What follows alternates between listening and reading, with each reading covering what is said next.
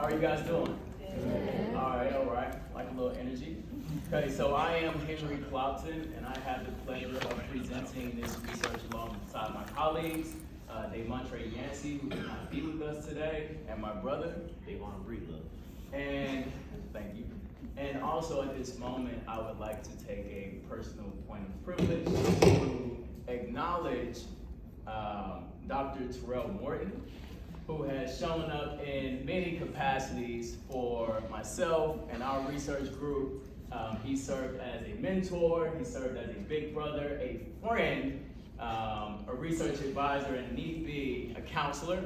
So I just want to say thank you, because without you, we would not be here, and your commitment to excellence. So if you guys would join me in giving him a round of applause.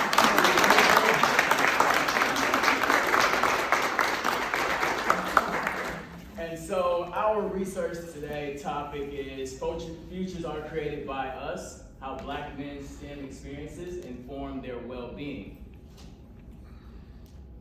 And so as we take a look at pre-existing research that highlights challenges and supports these students face as they navigate their STEM experiences at PWIs.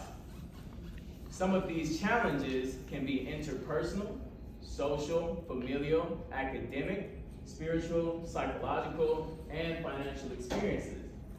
Now, these challenges manifest because of systemic racism and anti-Blackness that promotes structural, social, and material conditions that deem Black life as lesser than and even anti-human. Okay, I don't think y'all heard me, I'm running back.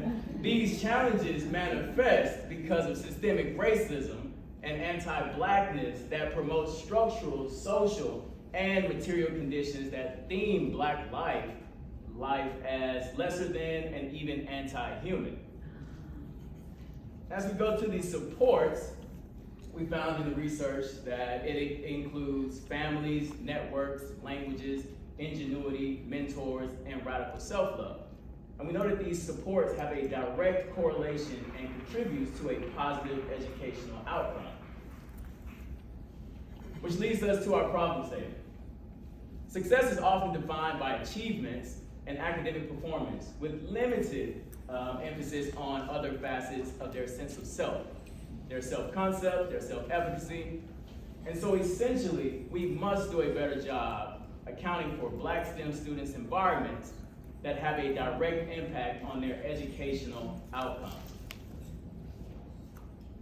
Hence, while we are critically examining Black men's wellness at predominantly white institutions with the goal of understanding the extent to which Black men's holistic well-being is supported across the STEM education ecosystem.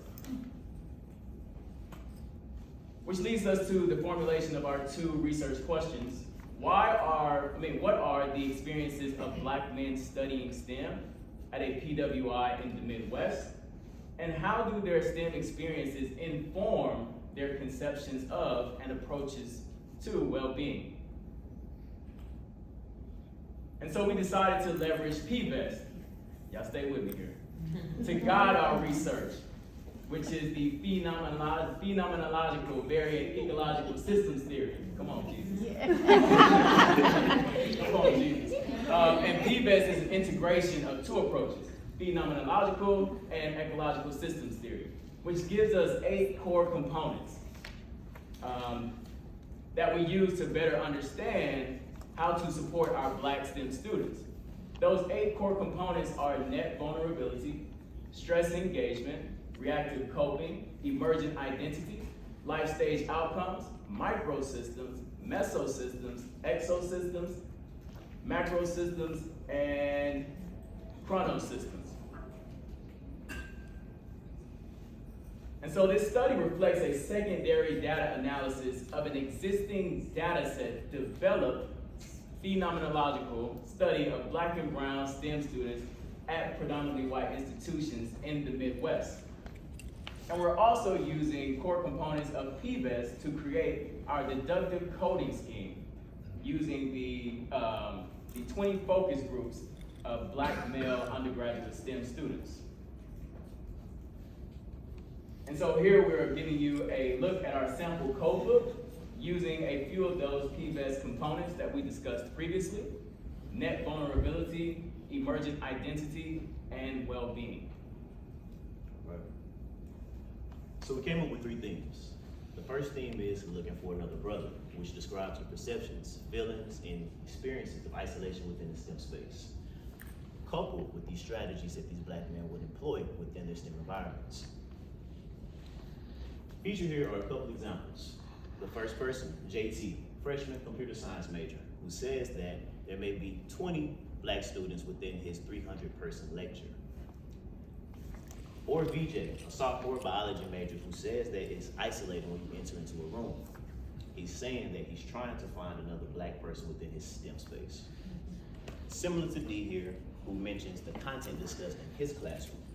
This third example here expresses how the content has a different effect for him compared to his other students, knowing that he has ancestors connected to Tuskegee. Or M, who screamed with joy when seeing other Black people within a shared space. These examples are clues that lead to this idea of describing isolation and strategy when looking for another brother to help them navigate these STEM spaces. Theme 2 here, layered complexities. This theme explores how our participants were aware of and understood their STEM environments. Given the blended power structures associated across micro, meso, exo, macro STEM systems. This example here, we have JB, who talks about his professor who handed out fast food restaurant applications along with a failing grade. He said, you will get McDonald's, but if you were lucky, you would get Wendy's.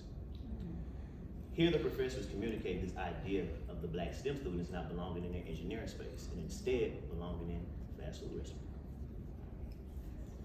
In addition to a hierarchy for the restaurants by basing them on a value system, here we are seeing contrasts across the macro, the value systems assigned to these applications, the value systems assigned to fast food versus engineering, exhibiting all in their macro level.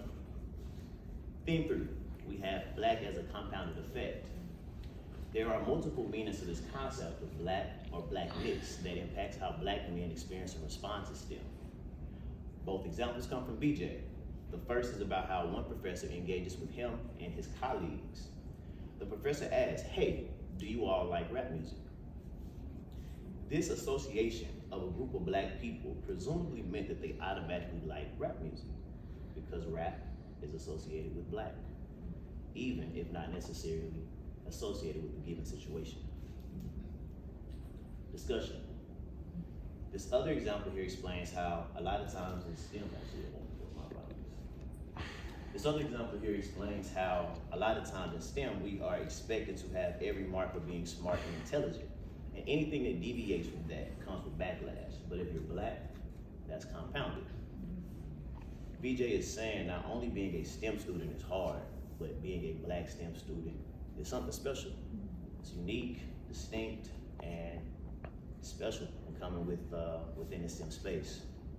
So overall, as we think about our themes, there are 2 driving ideas. One, there is this idea that Black men in STEM connect well-being to these broader stereotypes about stigmas surrounding Black people. We see that they think about well-being in relationship, in this discussion section here. We see that they think about well-being in relationship to their work and their effort, similar to this concept of John Henryism, a Black man who fought against a machine to dig a hole into a mountain. The concern is that he gave all his work to beat the machine and died as a result. Or we see well-being connected to this desire for social and communal selves. The other main idea that came out of this work is thinking about being in STEM. Black men have a lot of variability to engage a holistic form of themselves. We see a lot of references to the violence committed against Black men in these spaces, and we do not see a lot of reference to their psychological, emotional, or spiritual selves, or to the degree to which STEM spaces are even supporting their psychological, social, or emotional development.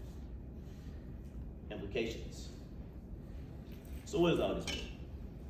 It means that we need to rethink cultural norms, values, beliefs, and practices of STEM so that this anti-Blackness that's driving this metric can be disrupted.